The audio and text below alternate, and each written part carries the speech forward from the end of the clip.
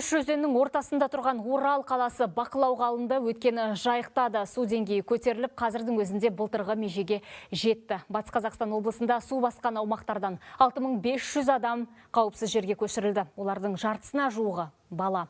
Қазір эвакуациялық орталықтарда 1000-нан астам адам тұрып жатыр. Әріптесім Ардақ Мұратқызы өңірде ахуалды жеткізеді. Жайықтың мұзы ермей жатып, ернеуінен су асты. Қазіргі деңгейі 584 сантиметр. Бұл былтырғы тұтас тасқын кезіндегі шекті меже. Ал қазір Ресейден су келмей жатып, жағалауды су басты. Жайықтың суы биыл қауіпті деңгей 850 сантиметрге жетеді деп болжанып отыр. Күре тамырдың күрт тасуы соңғы рет 1994 жылы болған. Содан кейін су тартылып қайраған көбейді. Ал биыл ырыс мол. Алайда өзен арнасы 6 метрден асса, жайылмаға су жайылып, саяжайлар суға кетеді. Бірінші, екінші, үшінші дачный массивтер және мясокомбинат, шағын аудандағы бау-бақша серіктестіктері және де жайықтың барлық жайылмасындағы бау-бақша серіктестіктеріне қауіп төндіреді. Ирикла су қоймасының су тастауы секундына 790 кубты құрап отыр.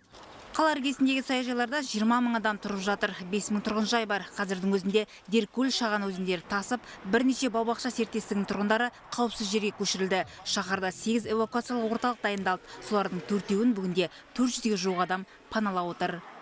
Енді рахмет, мынандай жатқызып, тамақ беріп жатыр, киіммен қамтап жатыр. Оған жеген ауыз ұялады деп, ол жағын жасыра алмаймын. Дұрыс сол. Енді бұл уақытша ғой. Түгел осында тұрмаймыз ғой біз.